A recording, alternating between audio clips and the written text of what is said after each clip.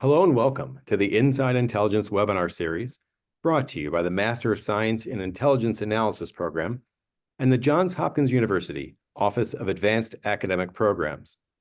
Today's event features a discussion with Avner Barnea on understanding Israel's October 7 intelligence failure. My name is Peter Huggins, and I'm the event producer. Please note today's event will be recorded and uploaded to the AAP YouTube channel under the Inside Intelligence playlist. During the program, if you have any questions, please feel free to use the Q&A function, and we'll answer as many questions as possible during the latter portion of the event. With that, I will turn over the presentation to our moderator, Dr. Michael Ard, Program Director and Senior Lecturer for the Master of Science in Intelligence Analysis program. Thank you very much, Peter. Welcome, everyone, to Inside Intelligence today. Our guest today is Avner Barnea, who is a research fellow at the National Security Studies Center, University of Haifa, Israel. Formerly, he was a senior official in the Israeli intelligence community and acted as a member of the Editorial Committee of the International Journal of Intelligence and Counterintelligence. He has taught the course Counterintelligence in Democratic Societies at the Political Science Department, Hebrew University of Jerusalem, and the course on the interrelations between national intelligence and intelligence in business at Reichman University. He writes extensively on national security, focusing on intelligence, and his book, We Never Expected That, A Comparative Study of Failures in National and Business Intelligence, was published in 1921 by Lexington Books. Thank you very much for being with us today. Here with us. We're really looking forward to your presentation on October 7th and the intelligence failure. Okay, thank you, Michael, for inviting me to speak here today. It's a great honor for me. As you may know, the time in Israel now is we're in a very challenging times in Israel right now, and we hope that the situation will change, but it's all actually started from October 7th, 2023, which I will speak about the intelligence failure and what are my insights from that event. I have to tell you that it's not so easy for me to speak about it, although I'm in the academia, but as serving for 30 years in the Israeli intelligence community, I actually feel a bit unpleasant to tell you what actually happened, because it's as you will see, it's hard to believe that something like this happened to Israel. But I would like to share some of my insights into this terrible intelligence failure. And we are now just a year after this unforgivable failure. I want to start with a summary of the Hamas attack to remind each of you what actually happened. So on the morning of 7th October 2023 at 6:29 a.m., Israel was surprised when forces of Hamas organization attacked Israel from the Gaza Strip and along the border between Gaza and Israel, and caused enormous damage to human life and property. On that day, about 1,300 Israelis were killed, most of them civilians, by the way, and the rest are soldiers. About 250 Israelis have been kidnapped and were taken into Gaza as hostages. Up to now, 101 of them are still there. And unfortunately, I have to share with you that the estimations, the assessment in Israel is that maybe only around 40 or 50 of them are still alive. Mm-hmm. Israel had no concrete warning of the coming attack. It was a complete surprise to the intelligence community of Israel and the security system, and I will talk about it in a few minutes. Following the attack, Israel went to a war against Hamas in Gaza, calling it Iron Swords War, with the intent of collapse Hamas military power and government in Gaza. This war, by the way, is still going on up to now, although in the last few months, it's less intensive than it was before. The lack of intelligence warning raises many questions about the capability of the Israeli intelligence community, and I will speak mainly about the Israeli military intelligence and the Israeli Security Agency. Israeli military intelligence is called IMI, and the Israel Security Agency is ISA. And you know that Israel, we knew in Israel, and you will hear more about it in a few minutes, that Hamas is becoming more strong. But the assumption was, this is very interesting, that Hamas had changed its objective and is not aiming to go to a war with Israel in the coming future and establish its statushood in Gaza. As a result, it was assumed that Hamas would refrain from offensive action that would in turn provoke, obviously, counter attacks by Israel, which will not serve its interest. That's what we have believed wrongly. The Israeli IC, intelligence community, assumed that if Hamas decided to attack Israel, the ISA and the IMI would provide early warning, which they didn't. And we'll explain in a few minutes why. Only on October 7th did Israel learn that Hamas was secretly intensifying its effort to prepare for an attack on Israel, which we were not aware of. Now, only recently, I think it's a week ago, a new secret documents regarding Hamas preparation were published here in Israel. They were discovered during the war. According to them, the final preparation for the attack began 2 years ago, 2 years before 2023. We have learned from these documents that Hamas has gained excellent intelligence on Israel through open source intelligence, not through, clandestine agents inside Israel. No, only mainly from open source intelligence, what is called OSINT. They felt confidence to win against Israel and successfully use this information to deceive Israel regarding their intentions. So actually, when you look at it, when you look at this new secret documents, okay, which were all these meetings that these documents are describing were run by Yahya Sinwar, the head of the military of Hamas, in his chambers, and they were very detailed how they are going to prepare for this attack, and they were sure that they are actually on the right track in order to surprise Israel. Mm-hmm. So I'm going to speak about a few keywords: sudden attack, strategic surprise, intelligence failure, and 2 out of the 3 organizations in the Israeli intelligence community, the military intelligence, IMI, and the ISA, the Israel Security Agency. I'm not going to talk about the Mossad because the Mossad is not relevant at all, and they were not involved in any way in the covering the Hamas in Gaza, which maybe is a major mistake, but we are not going to discuss it today. Now, I would like to tell you or to remind you that the October 7, 2023 attack was 50 years and 1 day after Yom Kippur War. Okay? And I would like to start from a short comparison of what happened in Yom Kippur in 73 and what happened now versus to October 7, 2023. And you won't believe, okay, how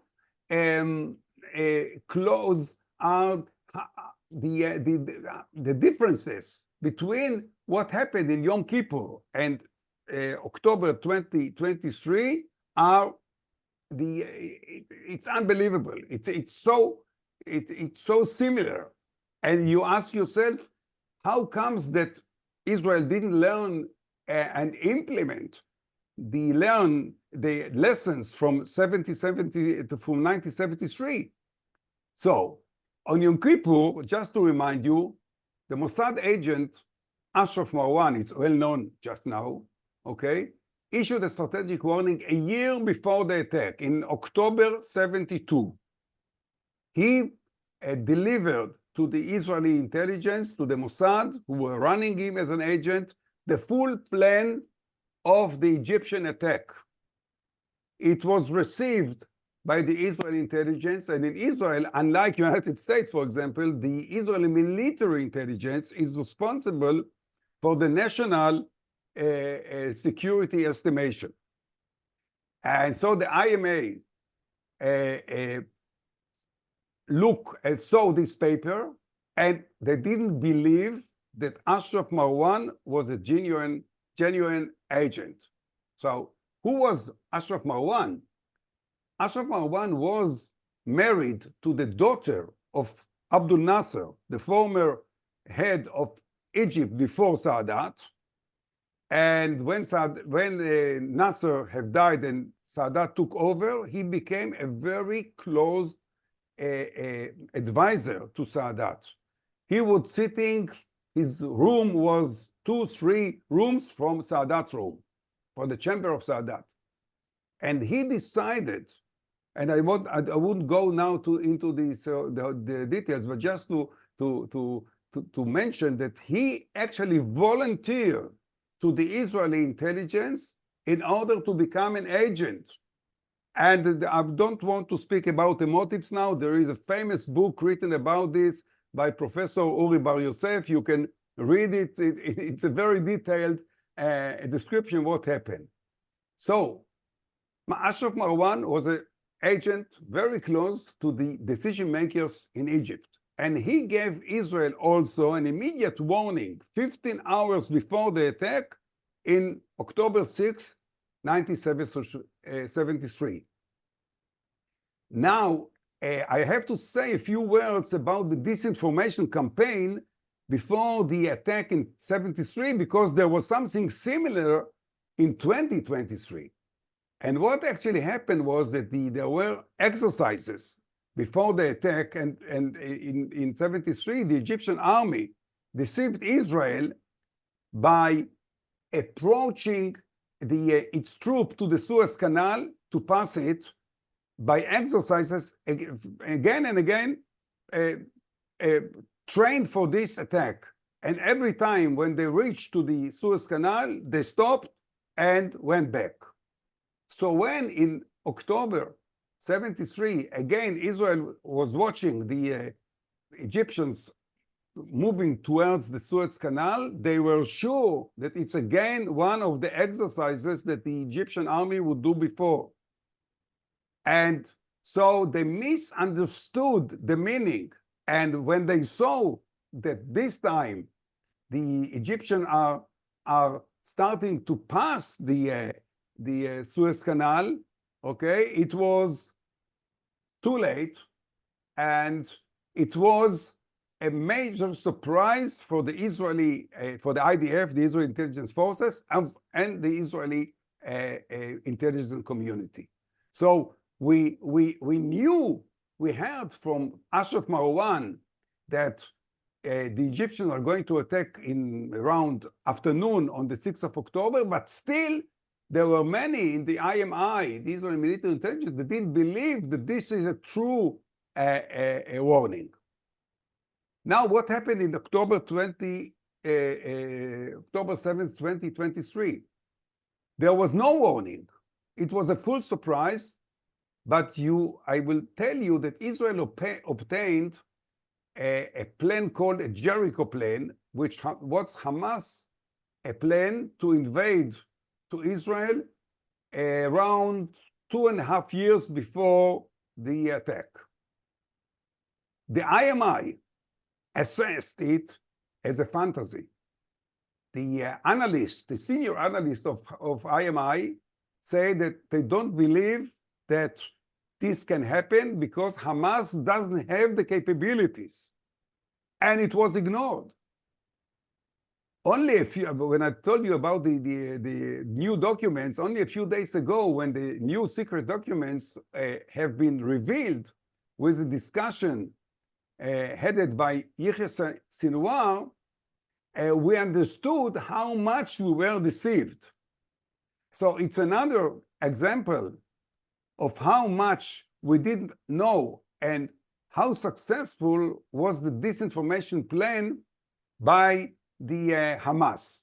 At one stage, and I will speak about now about the conception, and it will be easier for you to understand why the disinformation plan was so successful. So in Yom Kippur, for example, the research division of the IMI created a conception, military conception, which said that Israel is not going to attack by Egypt and Syria unless these two countries, okay, will gain a superiority in the anti-aerial systems with Soviet defensive systems, and until they reach to this superiority, they will not attack Israel.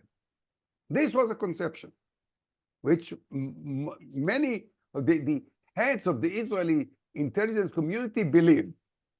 Even when Israel observed the Egyptian army was moving in cross the Suez Canal, still Israel intelligence say no, it's exercise because the conception was so strong, and they say they didn't reach to that superiority, so they are not going to attack. And this is why it is an exercise. Why actually it was a war already. Mm-hmm. And you wouldn't believe that in 2023, there was another conception that the Israeli intelligence community believed in, and it's called Hamas was deterred. What is the meaning of Hamas was deterred? This was an assessment, okay, which was initiated here, in this case, not by the intelligence, by the senior leadership of the country, like the prime minister and his staff, and saying Israel, and especially after 2014, okay, after we had this big operation at that time against the Hamas, and they say Israel is so strong that Hamas is deterred. They will not dare to attack Israel. And as I said before, they change their objectives now, and they are more interested in the well-being of the Gaza citizens than attack Israel. Now, what is unhappy to share with you, the IDF and the ISA have endorsed this conception. They didn't challenge it, although there were many people there who said it does make sense because Hamas is known for being a very extreme organization with a Muslim religious background, and they have a great belief in the need to attack and to attack Israel and to bring to the end of the Jewish state. So it does make sense they will change the whole the ideology as some people in Israel believed, but it's hard to believe that this assessment, Hamas is deterred, stayed unchanged, untouched until the morning of October 7th. And I will tell you now just a few words about Gaza. I think it's important. Gaza is a very small it's a region, okay, with around 300 square kilometers, okay, and 2.2 million people living there. It's considered to be the most populated area in the world, Okay? So at one stage, when there were attacks from Gaza to Israel, Israel has built a wall on the border. It cost about $3 billion. And it was perceived by the IDF, Israel Defense Forces, and the Israel intelligence community that this is impossible. No one can pass it, okay? And it went not up to 10 meters above the surface, it also was 50 meters inside, under the ground. So Israel had conception, Hamas is deterrent, and there is this strong wall, and the feeling was that nobody can touch us, okay? Although, as I said to you, 2.5 years before, Israel obtained secretly the attack plan of Hamas, which was called in Israel the Jericho Plan, but Israeli intelligence didn't believe that it's possible, and senior intelligence analysts say no less than this plan is a fantasy. It's not going to happen. This is what they dream they would like to do, but they will never be able to fulfill it. Okay? So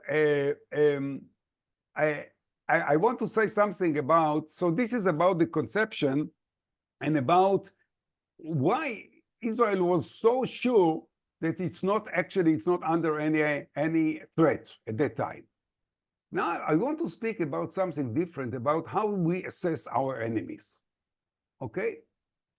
Now, Israel has underestimated Hamas capabilities, meaning the belief was, as I said to you, when we achieved the Jericho Plan, they will not be able to attack Israel. They will not be able to pass the border between Gaza and Israel. And as you know, on that morning, they passed this fence with bulldozers on 50 different places, and around 5,000 commandos of Hamas, called Nukhba, entered to Israel, and they took huge amount of the southern part of Israel for 2 days. On the other side, when we underestimate Hamas, we overestimate our intelligence capability. There was a belief, I remember that 2 weeks before the attack, it was in September, I saw an article in the Israeli newspaper talking about the great capabilities of the Israeli intelligence, that no one can believe how well we know about our enemies. This was all wrong. It was PR article with no substance. Now, Hamas, I would say a few words about Hamas. Hamas is a terrorist organization that took control of Gaza from the Palestinian Authority in 2007. In 2011, Yahya Sinwar was released from the Israeli prison. He was there for around 20 years. By the way, he speaks Hebrew fluently. He has a great understanding of the Israeli society. He's specializing on understanding Israel when he was in prison. He was among those who translated a lot of books from the military history of Israel, from Hebrew to Arabic, and he taught these books to his colleagues in the prison.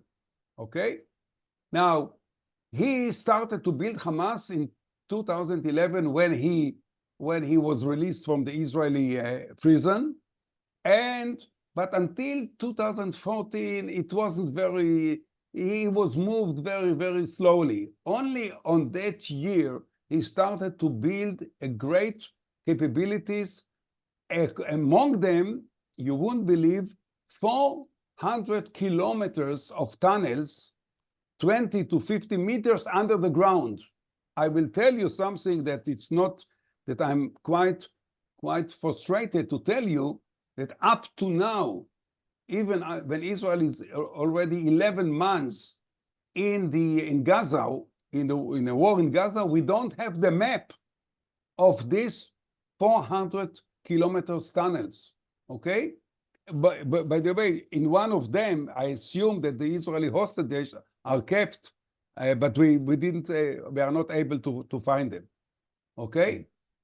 And they build weapons which through their own military industry and smuggling to Gaza from Egypt and from other places. And Israel estimated its power as the Israeli looked at Hamas as a terrorist organization. We were not actually realized deeply that Hamas is not anymore just terrorist organization. It is a military force of a state, which is Gaza. It's a very small state, but these people don't think anymore like terrorists. They think now like military experts or military commanders, okay? And still we were looking at them as terrorists. You know that if you look at someone as a terrorist, you're quite you don't give him the right, you don't estimate him rightly, because terrorist is someone who is operating by himself or a small group, and he will commit the terrorist attack. But this is not the situation here. They became a military force organized like a military force, okay? Just now, a few weeks before the attack, okay, many units that were on the border between Gaza and Israel were moved from Gaza border to fight against the Palestinian terror in Judea and Samaria, okay?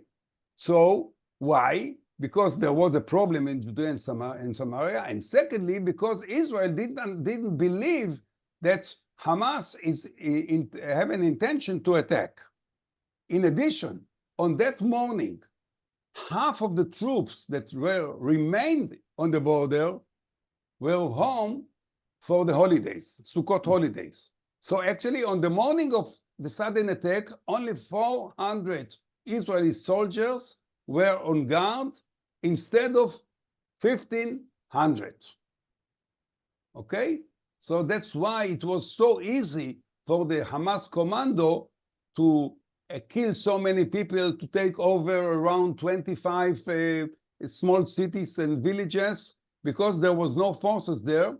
And unfortunately, Israel was so shocked that it took us more than a day in order to counterattack. More than a day, people in the south of Israel didn't have the defensive forces to save their lives. I want to say a few words about open source, and I tell you why. Because when we look at, and we understand now that Hamas had excellent information about Israel. You know, people, the Nukhba, the commandos who have been present in Israel were armed with excellent maps and photos from satellites. They had plan in every kibbutz or every village that they go into. They had marked how they have to do it, where they have to go, who is living there, and it's all have been gathered from open source. Okay, and it's hard to believe, but Israel was for many years had a very strong open source arm in the IDF, in the Israeli intelligence community. A few years ago, someone in the Israeli intelligence community decided that open source is not important anymore. And they closed the unit that was gathering open source. And that's why, by the way, we missed a lot of information regarding the exercises that Hamas has done before the attack, which were shown in social media, and they're open like almost to everyone. But we missed it. Okay. Now I have to say, you can ask me, okay, so there were lessons from Yom Kippur War. What Israel has done in order to avoid something like this in the future? And I will tell you three major decisions that I've taken after Yom Kippur War and were not implemented. There was a proposal to set up a special intelligence unit next to the prime minister to help him with assessment of what's going on. But this function wasn't set up because the intelligence community resisted. They wanted to keep direct contact with the prime minister, and they didn't want that someone will be between them and the prime minister. So this important function and important conclusion from the Yom Kippur War wasn't implemented. Secondly, there wasn't a good idea to set up what we call in intelligence devil's advocate function, meaning that in the intelligence community, there will be a unit that will think differently. Okay? This was because of what we have learned from Yom Kippur War. Now, this department was very, very poor. And for example, they had to challenge the concept that I mentioned to you before, that Hamas is deterred, but they never dared to do it. So it was a great idea on paper. Devil's advocate, someone who will speak different, will think differently, and will try to make sure that that sudden attacks will never again will happen again. But it wasn't work as it was planned.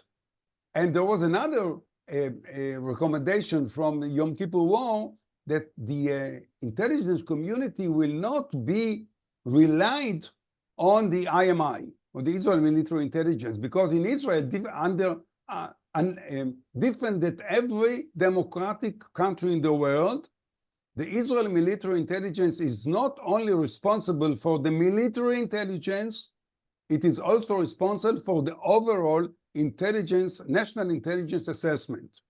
And there were the Agranat committee after Yom Kippur War said it's not good enough, we have to change it, and we have to bring more intelligence unit into the process of estimation and analysis.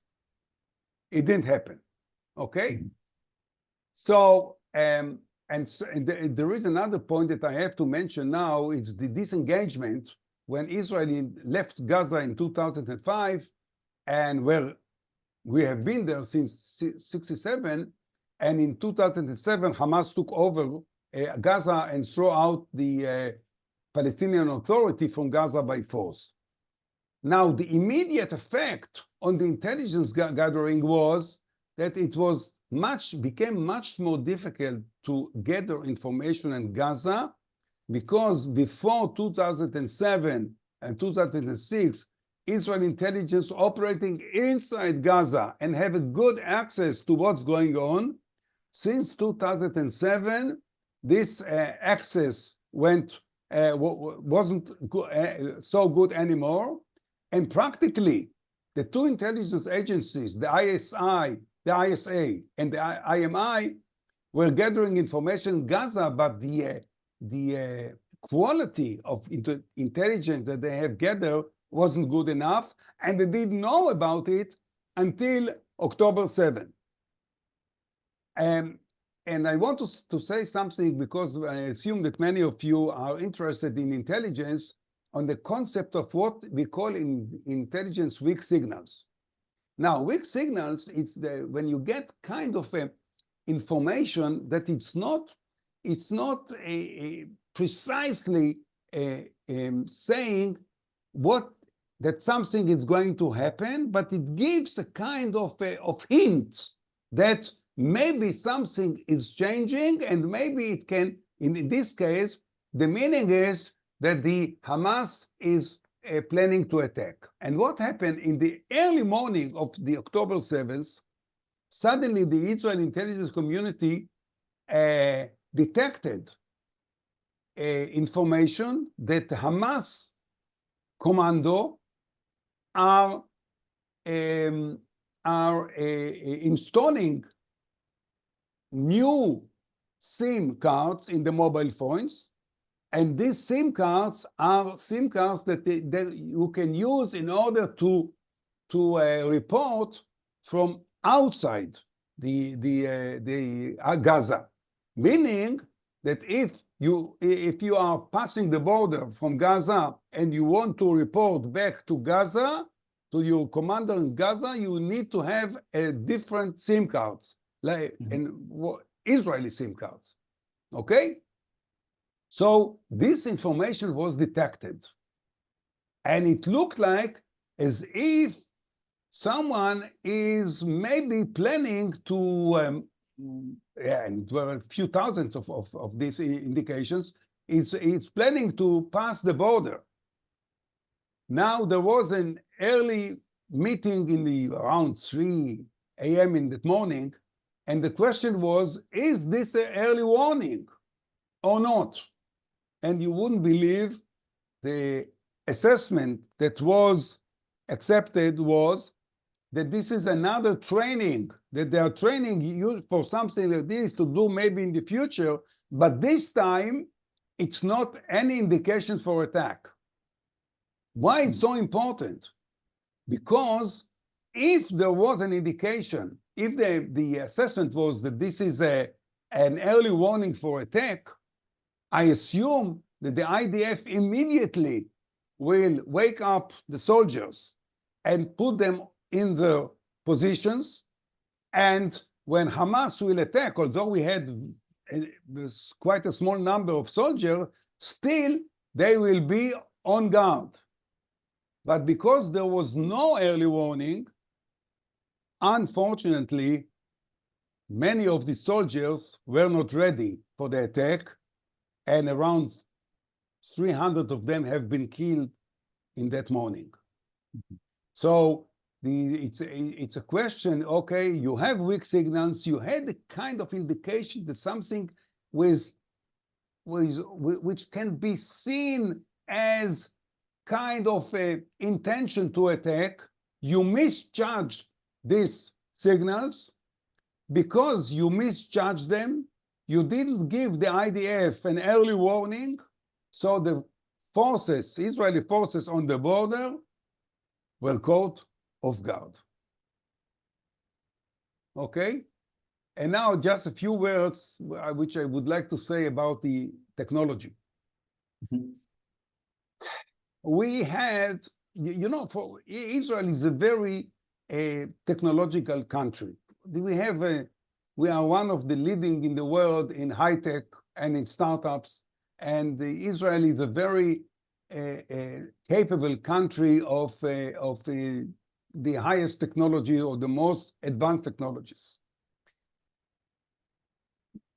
When we look at this event, we see that over-reliance on technological tools for gathering and warning, ignoring human analysis, okay? What we see here is that the devices that have been used to gather information were doing quite well, but the human analysis was lack. And that's why, for example, when I told you about the Jericho plan, that Israel put its hand on it secretly 2.5 years before, it was ignored because of the human analysis said it's a fantasy, it's not realistic, they don't have these capabilities. And in recent years, more analytical responsibilities have given to technology. I don't want to speak now, we don't have the time to speak about the AI and how comes that so many people believe that AI can be better than human capabilities. And this is for another session, but this was a major mistake. Technology, including AI, is not good enough and not good enough in the analytical process. At this stage, I don't see technology as a substitute for human brain and cognitive capabilities. So when we speak about AI, and now it's so, everyone is speaking about AI and say, well, these are great capabilities. Yes, there are great capabilities in order to gathering information, but in order to take out of it under a full understanding of meanings of information, you need a excellent human brain and human analysis. And you can't rely just and say, okay, if the AI don't show me, it doesn't exist. No, you have to know the limits of AI. And unfortunately, we didn't know it. We were not realized. We wanted to be so advanced and to speak so much about AI and what we can do that human brain can do. On the 7th of October, we understood it was a full mistake. So in conclusion, this is a very frustrating event. There is so much to learn out of it, and I hope that the lessons will be learned and implemented in the future. And we have, up to now, we didn't have yet a National Inquiry Commission to investigate what happened. I know, for example, that in Pearl Harbor, the first Inquiry Commission arrived to Pearl Harbor a week or 2 weeks after the events, and they took major decisions in order to, if I remember well, the recommendation was to fire the 2 admirals, Short and Kimmel, if I remember well, from the book of Roberta Wohlstatter, okay? But here, there is no, up to now, inquiry commission, and the reason is political. And that's why we don't have the full picture of what happened. And what I have described in my article was what can be achieved from open source, what have been revealed in the Israeli media, but is not good enough. We need to have an inquiry commission to find the facts, what happened, and then to come up with recommendations. But at this stage, the government is not ready to nominate such an inquiry commission. Avner, thanks very much. I have a couple of questions, and our audience has questions too. Folks, if you like, you can put your questions either in the chat or the Q&A function. The first thing I think is somewhat obvious. A big takeaway from your presentation today is the lack of human intelligence, right? I mean, even who would have been responsible principally for this? IMI or ISA for running intelligence in Gaza? So, the excellent question, Michael. There was a lot of tensions between the IMI and the ISA regarding who is responsible for gathering and assessing what's going on in Gaza Strip. Historically, the ISA was there because of counterterrorism. The ISA in Israel is responsible for counterterrorism. And he had a good access to what's going on in Gaza. But at one stage, as I described, it wasn't anymore a terrorist organization. It was a state which threatened to attack Israel. Still, the ISA was left with responsibility, which actually, I can tell you that on that morning with the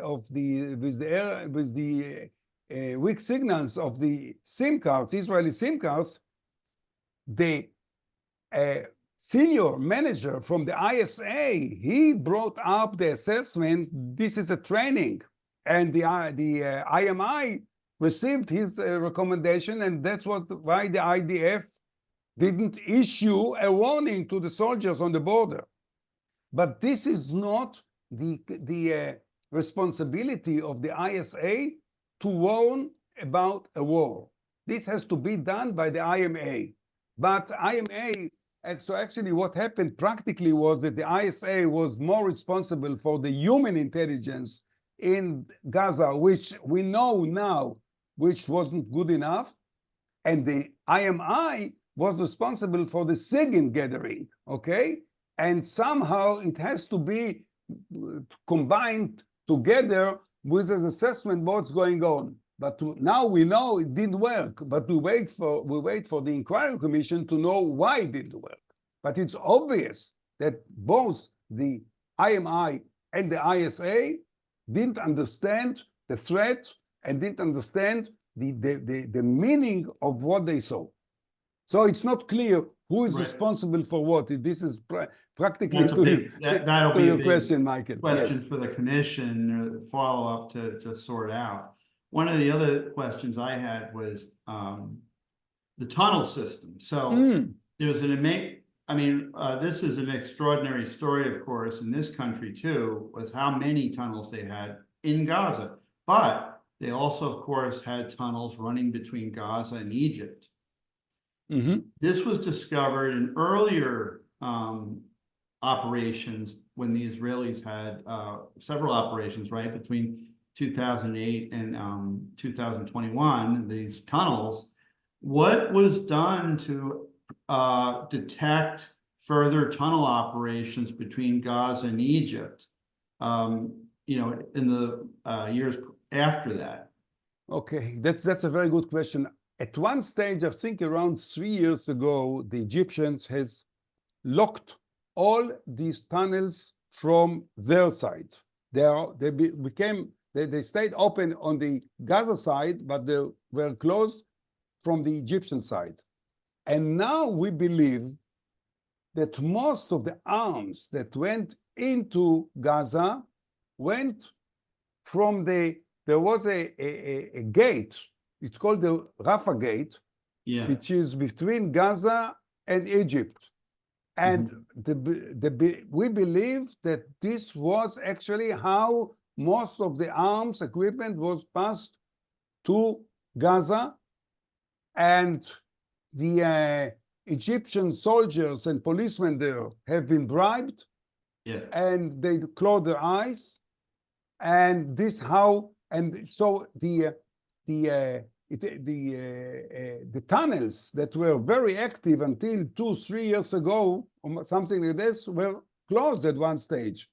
And most of the equipment have run from on the ground from Rafah Gate. And by the way, they have built a very significant military industry in Gaza, in the tunnels, which have been found now during the operation. And I have to tell you that out of 400 kilometers of tunnels, only around 50-60 kilometers have been bombed by Israel. Most of it wasn't discovered by now. So you can, I don't want to say that the Egyptians were, it's not the Egyptian government. It's simply people who were soldiers who were on the gate between Egypt and Gaza have been bribed. It wasn't done by any decision by government and so on. It was, it's something that can happen. And in countries like this, when a soldier in the Egyptian army gets such a low salary, so if you offered him $20, he will give you the heaven if you want.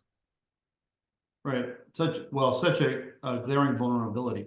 Tim, I think we had answered your question on Aman or Shin Bet on the responsibility. Ask another question if we didn't cover it. David asked about the how did Hamas reinforce the Israeli concept? In other words, that they were essentially they were becoming more pragmatic, that they were interested in it was all this running Gaza, right? And not how did they reinforce that with the Israeli government or population? First of all, this was a very successful disinformation campaign by Hamas.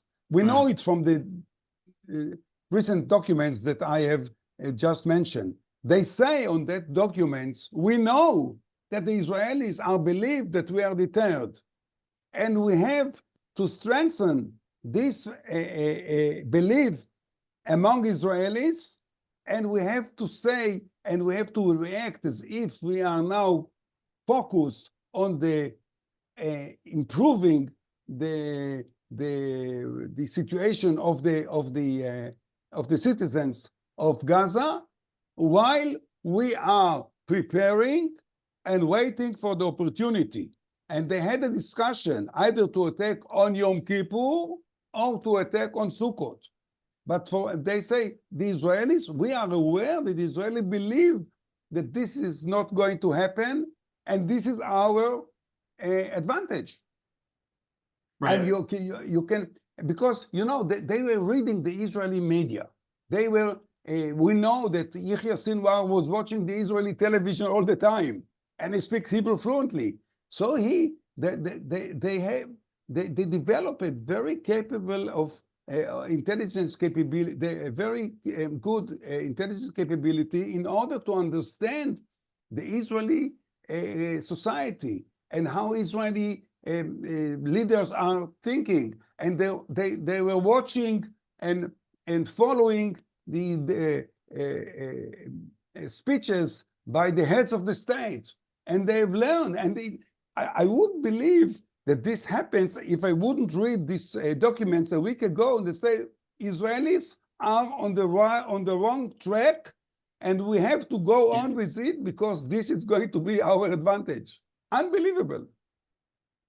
We have another question about the whole idea on alternative analysis, and this is something you raised with the idea of having a devil's advocate cell. But and Michael asked about, how do you make that work then? Is this, how would this have worked better to get alternative analysis into it, you know, as part of the intelligence decision-making process? Would there have been a way to have done it better? I have to speak about it for a few hours. Okay, well, I understand. For a few hours, but we know from the history, you know, Israel is actually, I don't think it's so different than the United States. The prime minister in Israel has the power like you have in like the president of the United States. Okay, and by the way, in Israel, the prime minister personally is responsible for the ISA and for the Mossad. Right. And the head of the IMI is seeing him like almost every week, although the IMI is under the IDF and the chief of staff. And we know that there is a problem that when something is wrong in the assessment of the intelligence community, there is no one to look at it in a skeptical way. And this was the idea of setting up an intelligence function next to the prime minister, which didn't happen. Right. Now, about the devil's advocate department, this was a good idea that someone in the IMI will ask hard questions. The problem was, and the practical problem, that these people who were at this function usually have a lot of arguments with the IMA regular staff. And in the future, and they understood that, you know, if you have been working in the devil's advocate department and you have arguments with other people, how it's going to affect your future in the IMA. So good people didn't want to serve in that department. And on the day of the 7th of October, out of, let's say, 6, 7, 8 officers in that department, there was only one, and he wasn't an officer in the IMA, he was a civilian on the 7th of October. So how one civilian can challenge, you know, different concepts that have been developed during the years? He can't do it. And this sounds very familiar. This sounds very I'm familiar. sure that inquiry commission will look at it seriously. We have to make major differences in the Israel community, for intelligence community. For example, we don't have a function like you have in the United States, the Director of National Intelligence. There's nobody in Israel who is responsible for in national intelligence. Every organization is by himself, okay, with kind of cooperations with the others. Either it's not formal even. So we understand now that we have to go to major reforms in the Israeli IC in order to be better. It can't go on like this anymore. There's a few questions related to that. Nir and Ishan have questions I think are similar. The idea that, well, one, and you addressed it, is this is not just an intelligence failure, but a decision maker failure too, because the decision makers were closely intertwined with the intelligence assessment. But I wonder on that. I mean, there is a national security cabinet. Were there any different voices on the national security cabinet about this? Or were they all in unison that we know of? We don't know enough about it. This is why I'm so looking and expecting for a National Inquiry Commission. We know that I could say I will be,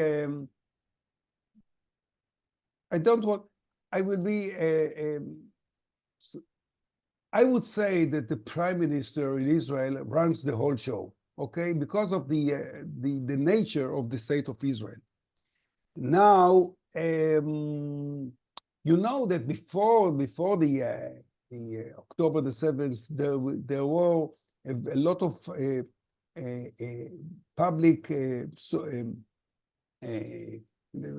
public activity against the government, because the government wanted to change the legal system in Israel and some other systems. And the intelligence community have found that since this happens, the enemies of Israel believe that Israel is getting weaker. And they have tried to warn the Prime Minister that this is the direction. Okay, and these internal reforms actually are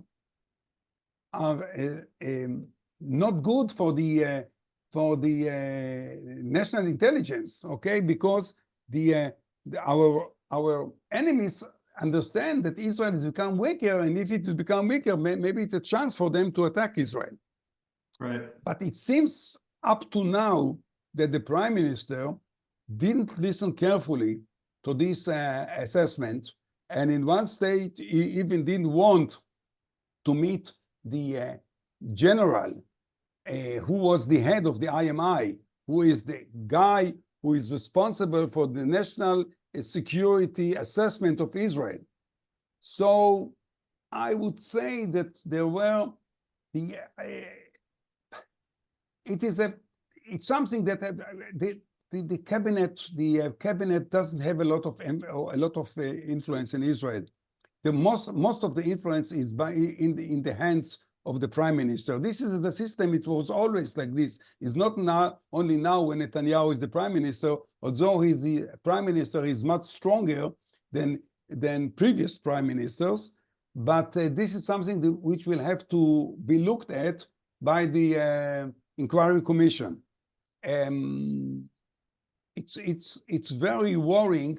You know, if the head of the IMI want to see you and you are not seeing him as he is asking for, what is the meaning? Why you don't want to hear from him about the deterioration of the deterrence of Israel by its enemies?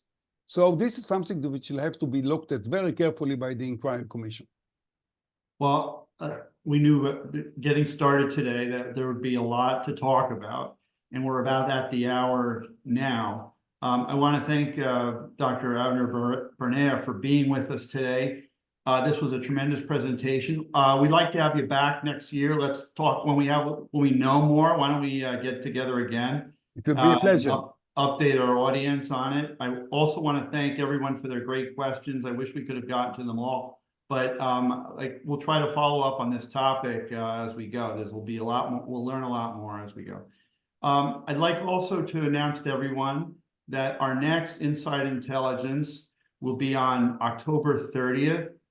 Same time as usual, 12 o'clock Eastern Standard Time, with David Shedd, who was acting director of DIA, also a senior official with ODNI, and he will be talking about the ODNI at 20 years, for better or worse. Avner, you might want to tune in on this, because this is the solution for Israel. You could see a little bit of what our experience has been on the OD9 for the last 20 years. So that'll be on the 30th of October. Looking forward to seeing you all there. And that's it for us today. Thanks again, Avner, for being with us. And we'll see you all next time. Michael, thank you so much for the opportunity. I was very honored to be with you. And I hope it wasn't too frustrated. But I've made my my utmost efforts in order to give you a good picture of what happened to us. Oh, of course, and I mean, we, it's an open, we need to have open discussions about our, failures and successes. I mean, that's something that also we sometimes, I think, those of us who are veterans of the intelligence community are masochistic. We beat ourselves about the failures, but there's successes too. So, okay, well, that's all we have for today. Thank you, everybody.